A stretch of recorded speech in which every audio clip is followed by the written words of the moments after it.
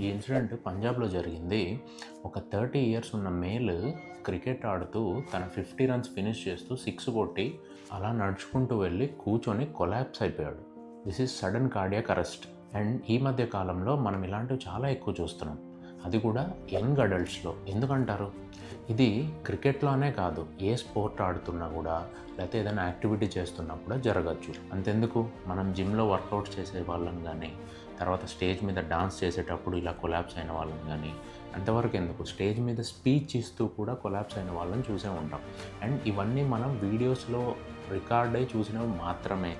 అసలు ఒరిజినల్గా ఎంతమంది యంగ్ అడల్ట్స్ ఇలా చనిపోతున్నారు, అండ్ అలా పెయిన్ వచ్చిన వాళ్ళని హాస్పిటల్కి తీసుకెళ్తే ఎంతమందికి కార్డియాక్ స్టెంటింగ్ అవుతున్నాయన్నది మీకు తెలుసారు. మన జనరేషన్కి, నేను కూడా ఆ జనరేషన్కి చెందిన వాళ్ళనే, మనకే ఎందుకు ఇలా అవుతుంది అనుకుంటున్నారు?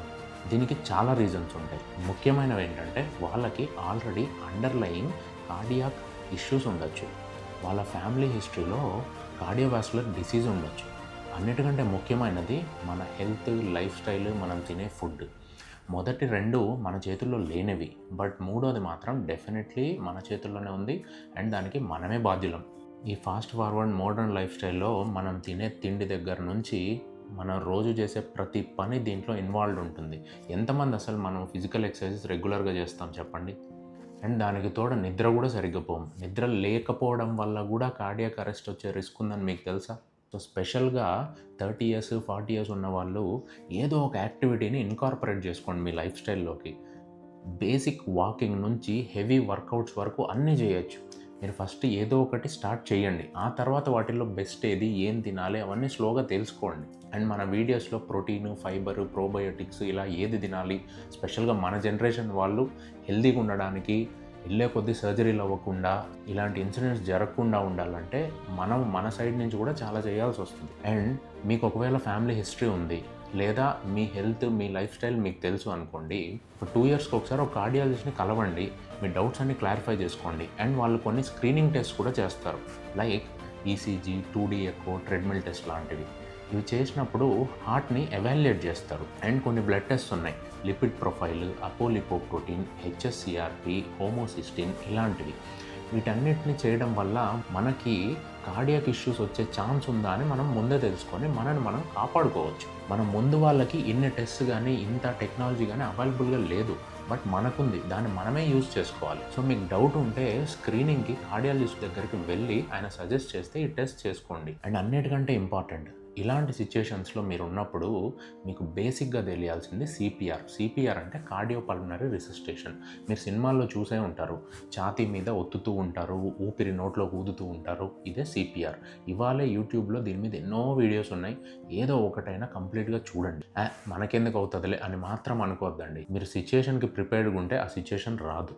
అండ్ ఈ మధ్య ఈ బాక్స్ క్రికెట్ వచ్చిన తర్వాత ఎంతమంది క్రికెట్ ఆడట్లేదు? నేనే రెగ్యులర్గా ఆడతాను. క్రికెట్ అనే కాదు, ఏదో యాక్టివిటీ చేస్తూనో మీ చుట్టుపక్కల నార్మల్గా నిల్చున్న మనిషి పడిపోయినా మీకు ఈ సిపిఆర్ తెలిస్తే మీరు ఒక ప్రాణం కాపాడవచ్చు. సో ఇవాళే ఈ సిపిఆర్ అనేది ఏంటో తెలుసుకోండి. అండ్ వీటి మీద అవేర్నెస్ క్లాసెస్, సెషన్స్ కూడా జరుగుతూ ఉంటాయి. మీకు అవైలబిలిటీ ఉంటే వాటికి కూడా అటెండ్ అవ్వండి. వీటి మీద నాలెడ్జ్ పెంచుకోవడం ద్వారా మిమ్మల్ని మీరు కాపాడుకోగలుగుతారు, అవసరమైన వాళ్ళకు కూడా ఇలాంటి సిచ్యుయేషన్స్లో హెల్ప్ అవుతారు. సో మన జనరేషన్ ఆల్రెడీ ఈ health, life style, phones, sleep లేకపోవడము ఇలాంటి ఫ్యాక్టర్స్ వల్ల బాగా సఫర్ అవుతున్నాం. దీని మీద అవేర్నెస్ పెంచుకోండి, అవసరమైన వాళ్ళతో షేర్ చేయండి, ఈ నాలెడ్జ్ కూడా డిస్కస్ చేయండి. మనం సినిమాలు, క్రికెట్ ఇలాంటి ఎన్నో విషయాలు మన ఫ్రెండ్స్తో డిస్కస్ చేస్తాం. ఇలాంటివి డిస్కస్ చేయడం వల్ల దీని మీద అవేర్నెస్ పెరుగుతుంది. అండ్ మనం మన జనరేషన్ అంతా కూడా కాపాడుకోవచ్చు. మన జనరేషన్ ఇస్ అట్ రిస్క్, నన్ను నమ్మండి. ముందు వాళ్ళు, మన పేరెంట్స్, ఆ జనరేషన్ అట్లీస్ట్ వాళ్ళ హెల్త్ బాగుండేది, వాళ్ళకి ఫుడ్ అడల్టెడ్ ఉండేది కాదు, వాళ్ళకి ఫుడ్ కొద్దిగా స్వచ్ఛంగానే తినేవాళ్ళు. మనకి చిన్నప్పటి నుంచి బిస్కెట్లు, చాక్లెట్లు, చిప్స్ అన్నీ మన జనరేషనే చూసాం. అండ్ ఇప్పుడు ఏదైనా స్వచ్ఛంగా తిందాంరా అని అనుకున్నా కూడా వాటిల్లో కల్తీలు అన్నిట్లో ఉన్నాయి. ఇవి కూడా రీజన్స్ అవ్వచ్చు.